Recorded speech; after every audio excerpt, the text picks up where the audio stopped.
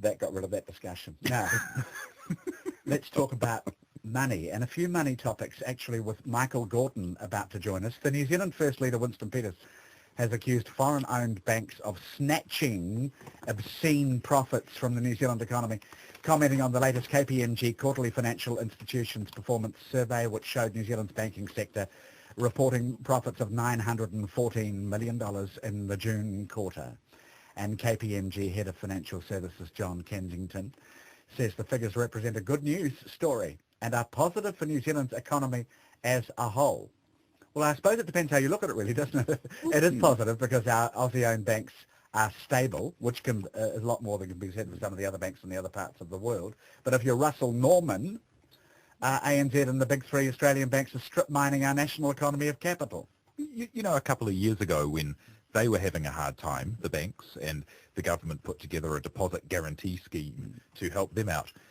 The situations have turned a bit now, and they're having a great time, and we're borrowing all kinds of money. Do you think as a country we could ask them to give us some kind of deposit guarantee scheme for us? They're like, well, you've got $1 billion. How about you help us with our current $200 million a week debt? On the basis that most of them are Australian banks, I think, Simon, that you're shoving it uphill on that one. But we know what the Australians are, and isn't Russell Norman one? But we're great at socialising the debts and privatising the profits, and it's a constant problem, and we only seem to get into it when they're in trouble. Need it be a problem? Did you want to say something else? No. Okay. Need it be a problem? Banks have ended up in the position, as Bernard Hickey has said a time or two on the panel, where they have the franchise on the creation of money, and governments put banks in this position and could very easily change the rules. A revolutionary paper by the International Monetary Fund claims that you could eliminate the net public debt, for example, of the United States at a stroke, and by implication do the same for Britain and Germany and Italy and Japan. Joining us is Westpac New Zealand senior economist Michael Gordon. Michael, good afternoon. Good afternoon. So I suppose at the back of this discussion, is there any real reason, we ask, why there has to be this deep and fast-flowing river of capital flowing out of our economy into the banks across the ditch? You've seen, I think, the essential argument. I think we sent you the story out of the Telegraph, which attempts to analyse it, of this interesting paper and widely discussed now out of the International Monetary Fund about whether we could just essentially, flick away all this global debt. Is it possible? I think it's certainly possible to have this kind of arrangement. This IMF paper is really revisiting a plan that was really born out of the Great Depression in the 1930s. There's a lot of soul searching about how did we get ourselves into this position in the first place, and I think it's sort of come up again, particularly in the Northern Hemisphere, where they are again asking, how did we get ourselves in this position in the first place? I mean, I'm certainly not sort of too well versed in the exact details of the plan, but I guess you can sort of really put it on it's on a spectrum of sort of possible plans of controlling the money supply. Really, I mean, money it doesn't have value in itself, but it's a useful thing. So it is useful to sort of have it in society, but you really need some sort of control on it, so you don't have people effectively sort of granting themselves more of this essentially valueless but still useful product. Sorry, I didn't mean to interrupt you, but I mean, I don't pretend to understand, and I think the economics editor of the Telegraph is in a similar position, their entire suggestion. But essentially, isn't it, Michael, that credit cycle trauma caused by private money creation dates deep into history and lies at the root of what they say is necessary to solve the problem, and that's periodic debt jubilees, which used to be held throughout history. And in simple terms, what they're saying is that we're in the kind of impasse that has only been solved in the past by a forgiving of debt, a debt jubilee of some sort. Would that sum it up? I think that's one aspect of it. This, the plan that the IMF paper was looking at was effectively more about who dictates the overall growth in the money supply. And there are a range of approaches you can take to this. You can have, on one end of the spectrum, you can have what's called free banking, where banks, it's essentially entirely private credit creation. Banks sort of print their own versions of currency, and the discipline in that case is supposed to be just about reputation. If one bank prints too much of its own currency, then sort of people realise that they're just money printing, and it sort of loses its reputation and so on. But generally, the approach tends to be at sort of the other end of the spectrum, so sort of some sort of centralised control. You can also have systems like a gold standard, where money supply is kind of dictated by the quantity of gold in the world, and you just have to hope that the government chooses not to sort of adulterate that somehow by sort of deciding that silver is also money, or tin, or lead, or pet rocks, or whatever. Then there's, I guess, sort of more direct state control, and that can be either through the quantity of money, which is kind of along the lines of what the IMF paper looks at, or it can be through the price of money, the interest rate, which is sort of more akin to the system we have. There's all these different ways of arranging it, but ultimately someone's got to be the adult and sort of say, establish some discipline about it, which is why, for example, we have independent central banks. So this issue of the growth in the money supply doesn't get politicised.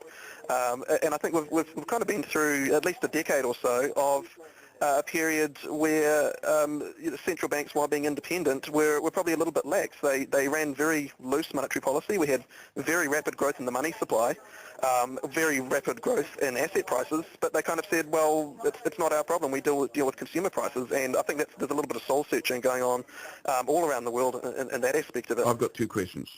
Sure. And here's a patchy question from a government backbencher to the minister. Why is it good for banks to make large profits? And my second question is, are you familiar with what happened in Iceland? As I understand it, they were so heavily in debt they just said, we can't pay, we're not going to pay. Do your worst, we'll just carry on as normal. And they've carried on as normal.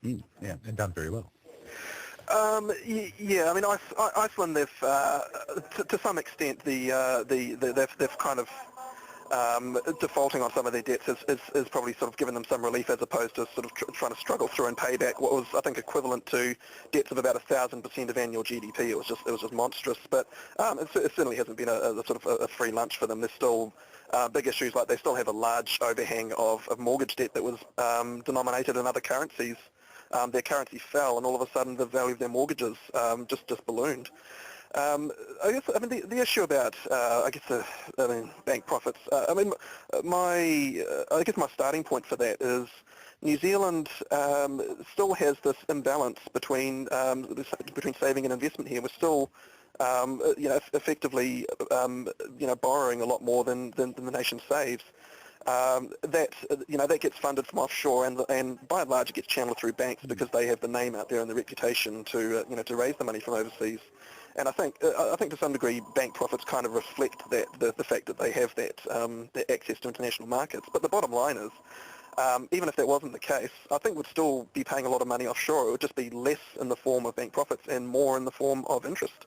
The fundamental problem is the fact that we have this great need to, or I guess great desire to borrow from overseas in the first place. It's one of the reasons we have to go overseas to get capital, because so much of our capital leaves through things like bank profits of Australian banks. No, I mean, if you look at the breakdown of it, the investment side in New Zealand is not really out of line with other OECD countries. It's the savings that sort of looks very low compared to a lot of our peers. And I think that really raises more questions around, what are the incentives to save versus invest here. The IMF paper, not to get bogged down in it, but one more question on it. Sure. Is essentially making the point that the control of credit growth would become much more straightforward because banks wouldn't be able, as they are today, to generate their own funding, and which is an extraordinary privilege not enjoyed by any other type of business, says the IMF paper. And banks would become what many erroneously believe them to be today, pure intermediaries that depend on obtaining outside funding before being able to lend. Is there some truth in that? I think the proposition that banks make money for themselves, I don't think is right. Banks can create money for their customers, not for themselves. There's quite an important distinction there, and people borrow from banks. They don't do it for fun. There's a reason. There's usually some intent, some understanding that it's going into some productive purpose.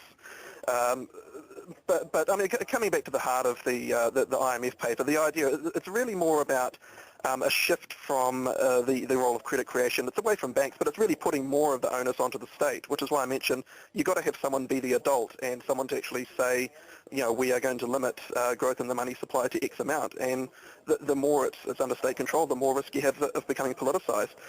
One of the modifications that the IMF looked at was saying, well, I mean, banks can still create credit for socially useful investments. We'll still let them do that. But that's basically saying the state decides what is and what isn't a socially useful investment. So, alarm bells cropping up there for a start. Yeah, no, you're quite right, and that is one of the arguments against it, that the state becomes a kind of leviathan in the whole process with all the attendant problems. Michael, very nice of you to join us on this. Thank you very much. So it's got its gainsayers, but it's also got its supporters. The guy who coined the term quantitative easing, Professor Richard Werner, he says that a switch to state money would have major welfare gains, and he's backed by a few other groups as well.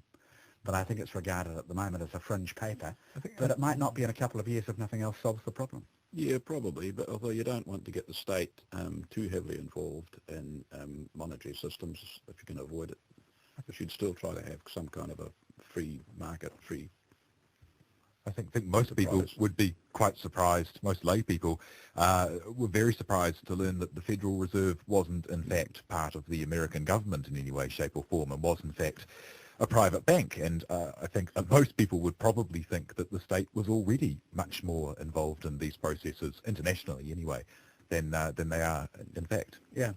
And I noticed in the National Business Review today, I think, because we've asked many times on the panel about inflation bonds. Yes. Do you remember the inflation bonds of old? Yes.